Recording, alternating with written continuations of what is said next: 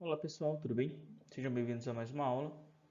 Hoje, na terceira aula, nós vamos falar sobre defensivos agrícolas, que são os agrotóxicos que a gente falou na última aula, na saúde e nos ecossistemas. Tudo bem? Então, vamos para mais essa aula? Então, na aula de hoje, pessoal, nosso conteúdo abordado vai ser as relações ecológicas. A gente vai entender como as formas de vida se relacionam entre si, tá? Controle biológico, vamos entender como a gente pode ter um controle dessas formas de vida, diferente dos pesticidas ou agrotóxicos, né? Vamos ver aí algumas saídas, tá? Para evitar o uso de agrotóxico. E também nós vamos entender indiretamente, por conta do tema da aula, como funciona o sistema reprodutor das plantas. Tudo bem? O objetivo aqui nessa aula é avaliar os riscos à saúde e ao meio ambiente que os usos do agrotóxico pode causar e também relacionar os impactos do uso do agrotóxico nas relações ecológicas. Tudo bem? Tá? Então, vamos lá que a gente vai entender como o equilíbrio ecológico ele é muito tênue. Beleza? Então, começou aqui, mais uma vez, com uma notícia para contextualizar o tema.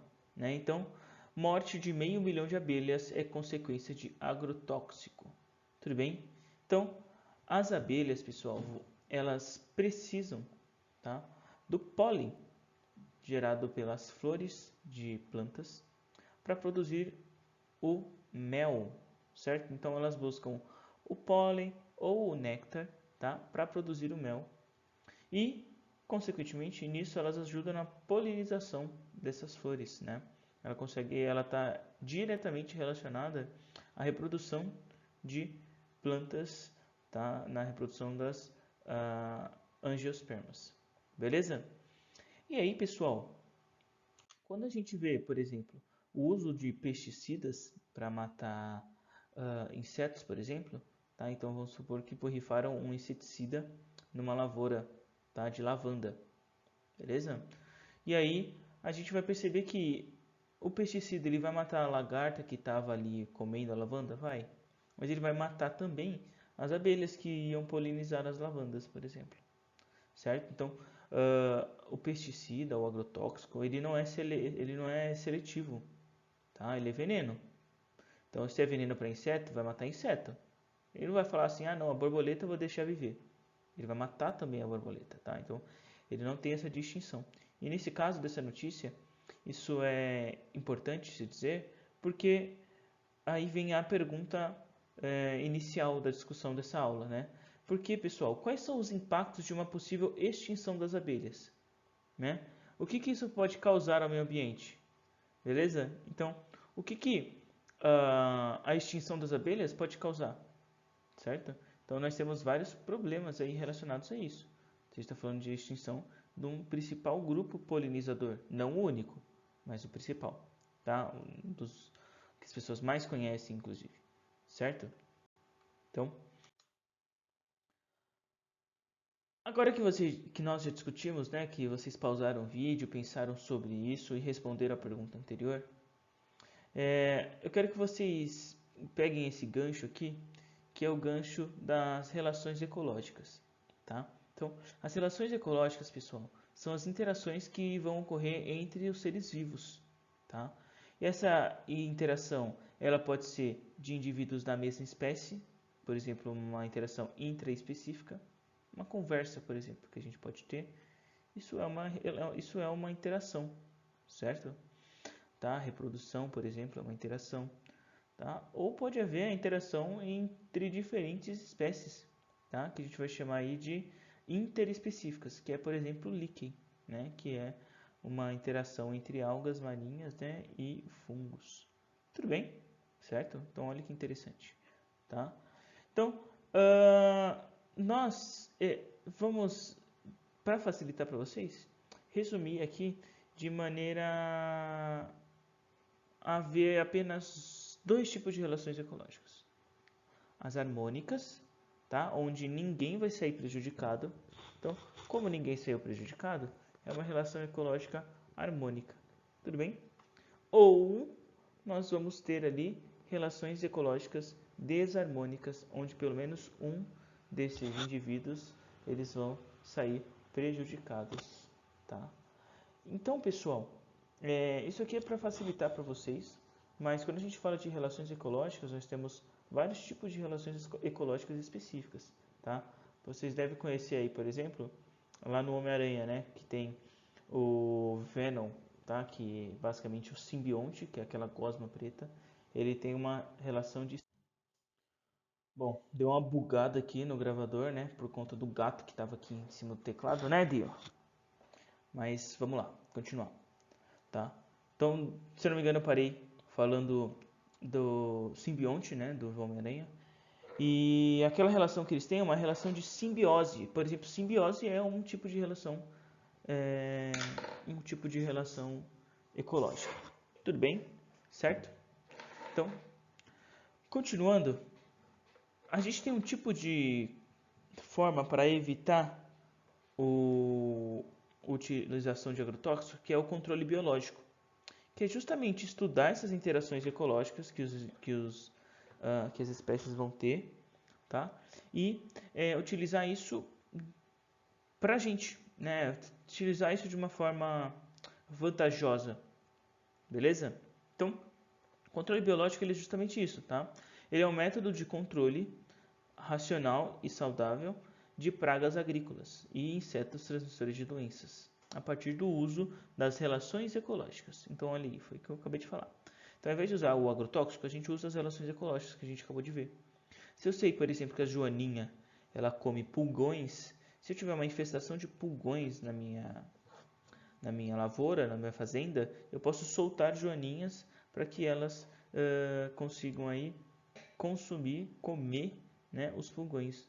Interessante, tá? Então, o objetivo é utilizar inimigos naturais que não deixam resíduos nos alimentos e são inofensivos ao meio ambiente e à saúde da população. Eles podem ser outros artrópodes, predadores, parasitoides ou micro-organismos, como fungos, vírus e bactérias. Então, olha que interessante. Você pode jogar bactérias, jogar vírus e fungos até mesmo na sua propriedade, na sua fazenda, na sua plantação, para tratar de um outro problema que ela tem lá, tá? Então, isso é bem interessante. Tudo bem, pessoal? É basicamente uma forma de não se usar os agrotóxicos, né? Que a gente viu que tem problema, tem contaminação, faz mal para a saúde, é cancerígeno, enfim.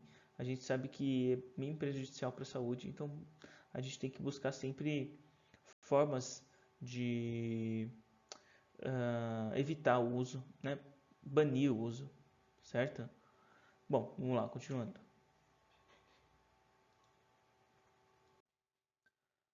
Bom, pesquisas, né, da agropecuária envolvendo o controle biológico esperam contribuir para reduzir o uso de pesticidas, tá? Então, eles basicamente estão desenvolvendo ou pesquisando o uso do controle biológico de pragas para evitar o uso dos agrotóxicos. Tudo bem? Desculpe. A melhoria da qualidade dos produtos agrícolas vão ser essas vão ser as principais vantagens, né, do uso do controle biológico. Então, a melhoria da qualidade dos produtos agrícolas, inclusive você pode até, se não usar nenhum tipo de agrotóxico, você pode colocar o selo de orgânico, né, o que encarece 3 vezes o mesmo valor. Então, uma banana orgânica, ela é bem mais cara, mas pensando que você vai ter um alimento livre de agrotóxico, né, livre daquele veneno, talvez compense se para a gente é difícil, mas talvez compense pagar mais caro e ser mais saudável, tá? A redução da poluição ambiental, então você vai poluir menos o meio ambiente, afinal de contas, esse método de controle biológico, tá? Se o animal morrer ali, ele vai passar para o ciclo ali da matéria e vai voltar para o meio ambiente. Agora, se depois que acaba ali o uso do agrotóxico, ele vai contaminar todos os ambientes aquáticos, como a gente viu, né?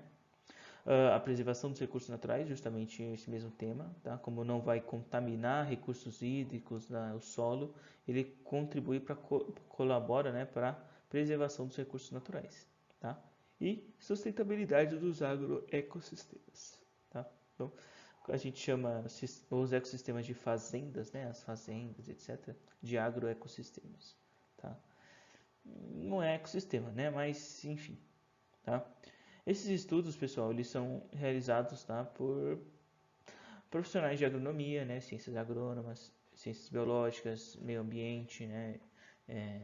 Geociências, tá? Química, zootecnia e várias outras aí áreas de estudo, tá? Que fazem vários estudos em conjunto para levantar, para subir esses dados aí, beleza?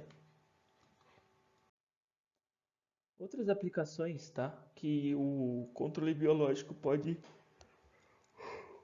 Desculpa, tô gravando esse vídeo de noite e tá batendo sono. Eu tô meio molão, eu acho. Vocês podem ter percebido, tá? Enfim, aqui nós temos uma atividade, beleza? Então olha lá. A gente consegue bolar planos para controle do mosquito da dengue, o Aedes aegypti, através, tá, da utilização do controle biológico de pragas. Então, o que eu quero que vocês façam? Quero que vocês analisem essa imagem que está aqui, tá? A imagem do mosquito, e respondam no caderno de vocês a seguinte pergunta: é possível traçar uma proposta de controle de mosquito Aedes aegypti aplicando o método do controle biológico? Então, pensem aí com vocês, como que a gente pode tratar, como que a gente pode lidar com esse controle biológico, tá? Com o objetivo de evitar a proliferação do mosquito da dengue, que causa tantos males para a nossa sociedade. Inclusive, nesse período que estou gravando o vídeo, 2020, maio de 2024, São Paulo está tendo um surto de dengue, né? Então, olha ali, ó, por exemplo, no infográfico a gente tem um pneu cheio d'água. O que a gente pode fazer ali, de certa forma, para evitar a proliferação do mosquito da dengue? Jogar um peixe no pneu para comer a larva? Tá? Não faz muito sentido. Então, pensem bem, tá, nas respostas de vocês e bolem um plano, tracem um plano. Realmente, pensem que você é aí o governador de São Paulo, ou o prefeito, ou um agente de saúde, tá? E tente bolar um plano para impedir a proliferação do mosquito da dengue. Beleza? Vou dar um pause aí o vídeo, certo? Acho que pensem aí por uns 5 minutos e tentem fazer, tá bom?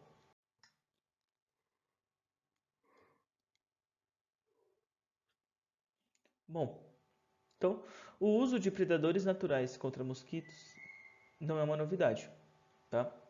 Mesmo assim, controlar os surtos da dengue em centros urbanos é um grande desafio em razão do desequilíbrio ecológico das cidades. Então, pela cidade ser um lugar que tem um desequilíbrio ecológico muito grande, tá? Isso vai dificultar o controle biológico do mosquito da dengue, porque por ser muito desequilibrado, não vai conseguir, mesmo que você solte ali algum tipo de bicho, né, para fazer o controle biológico do mosquito da dengue, ele logo perecerá porque não vai ter um controle, não vai ter um equilíbrio ecológico para mantê-lo aqui na cidade, tá? Então é muito mais difícil, tá? E como a nossa cidade tem menos áreas verdes, né, e predadores naturais do mosquito da dengue, a população do mosquito da dengue consegue crescer rápido. Por quê? Porque ele precisa basicamente de água parada e de algum ser vivo ali para chupar o sangue, que no caso é a gente.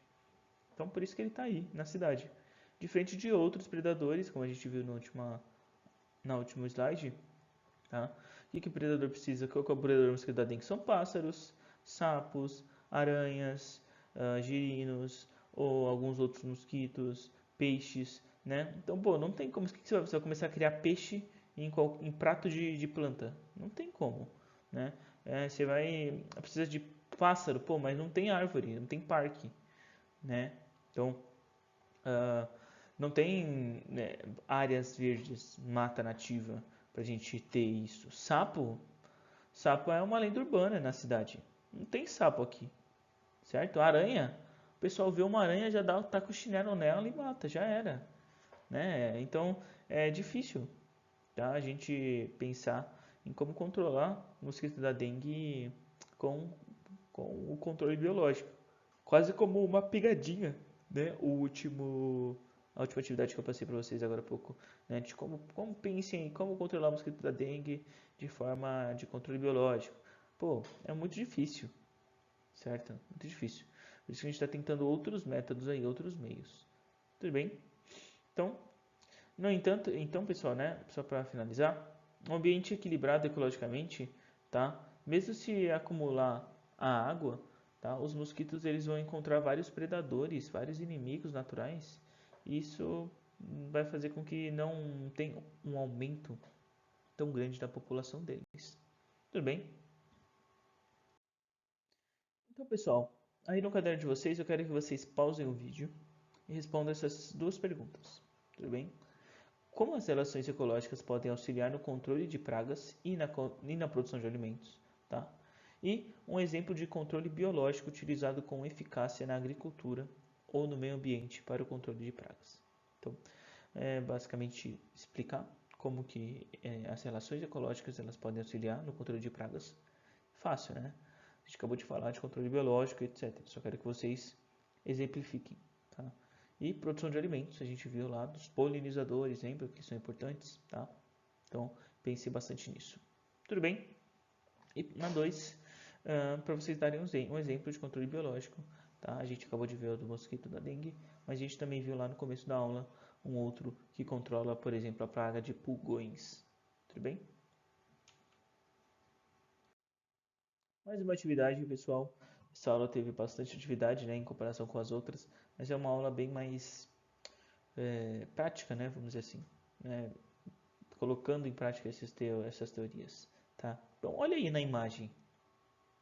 Nós temos ali uma abelha fazendo alguma coisa aí com esses pólens, né, com esses grãos de pólen, tá? Isso é um processo, tá? É um fenômeno, beleza? Muito importante na reprodução das plantas, das flores, né, das plantas com flores e frutos, das angiospermas, tá? E eu quero que vocês me digam na pergunta 1, qual que é o nome desse fenômeno que está acontecendo aí, tá? É fácil, vocês sabem, beleza? E na 2, eu quero que vocês pesquisem qual é a relação ecológica desse, tá, fenômeno que está acontecendo aí. Tudo bem? Não é para me falar se é harmônica ou não harmônica. Eu quero que você me fale qual é a relação ecológica deles. Tudo bem? Certo? Então, pessoal, as abelhas, tá? Elas não são os únicos polinizadores. Muitas pessoas acham que só as abelhas são polinizadoras, né? Mas nós temos muitos animais polinizadores que vão polinizar tipos específicos de flores, tá? E vão ser cruciais de maneiras diferentes para diferentes tipos de ecossistemas, tá? Então, as abelhas sim são grandes polinizadoras, tá? Mas nós temos também besouros, nós temos borboletas, nós temos ah, é, pássaros, nós temos até mesmo ratos, tá? Morcegos, que são polinizadores. Tá? Então, tem várias formas do pólen chegar até a outra flor, também através dessa protocooperação aí, certo? Bom, e é claro, pessoal, que... Desculpa novamente, pessoal. Mas é claro que no momento em que nós estamos, certo? Por exemplo, no momento de escalada climática, tá? É óbvio que a forma como nós estamos lidando com o nosso planeta pode acabar extinguindo esses polinizadores, consequentemente extinguindo muitas coisas, tá? Imagina um mundo sem fruta, por exemplo, né? Tem como imaginar um mundo sem fruta? Não, né? Então, se não tiver polinizador, não tem mais fruta. E aí? Tá? Então, se você colocar novas espécies em um lugar sem fazer um estudo prévio, essas novas espécies podem matar os polinizadores, tá? Predando eles. E isso vai fazer com que a polinização naqueles lugares ela cesse, ela acabe. As mudanças climáticas também, o calor extremo, o frio extremo pode matar os insetos. Tudo bem? E alguns polinizadores também, né? Que não são insetos, porque a grande maioria deles são. Substituição de habitats naturais por áreas agrícolas ou urbanas, então desmatar para criar cidade, desmatar para criar lavouras, tá? Declínio e extinção de espécies de plantas. Então tem espécies de plantas que são específicas, né? Que são específicas na vida e desenvolvimento do besouro não sei o que. Ou seja, para aquele besouro não sei o que, aquela árvore era essencial. Tá? E se você matar ela, você vai matar também o besouro, você está extinguindo o besouro. Tá? Então é basicamente isso. Tá? Tem muito isso. Na natureza, como é o equilíbrio ecológico, pensa que é como se tudo tivesse. É igual o pega-palito. Quem já jogou pega-palito sabe. Né? Você joga os palitos, ficam todos ali bagunçados. Se você mexer em um, sem tomar o cuidado devido, você balança outro e perde. Tá? É basicamente isso. Tá? Então, pessoal, quero que vocês, agora para o finalzinho da aula, tá? Pensem, tá? E reflitam sobre isso que a gente acabou de ver, tá? Então, sobre as teias e as cadeias alimentares, como elas estão envolvidas no controle biológico, né? Como a polinização das angiospermas, elas são feitas através de animais chaves, né? Animais polinizadores, tá? E como que a nossa saúde e a saúde do ecossistema, ela está em jogo, né? Nesses momentos que a gente busca o controle de certas pragas. Tudo bem? Certo? Então é isso, pessoal. Tá? Hoje nós avaliamos o risco da saúde e ao meio ambiente que o uso do agrotóxico ele pode causar. Tá? Relacionamos os impactos do defensivo agrícola nas relações ecológicas. Tá? A gente viu que eles podem causar a extinção de grupos de animais importantes, tá? Para nós, para nossa sobrevivência, tá? Para o equilíbrio ecológico. Beleza? Aqui nós temos as referências, aqui os slides, tá? Se vocês quiserem ir avançando aí. E nós temos aqui, por último, o slide final, né? Demonstrando que chegou o fim da nossa aula. Tudo bem, pessoal? Então, agradeço a vocês que chegaram até aqui, né? Que assistiram toda essa aula, esse vídeo. Não sei de onde vocês estão vendo.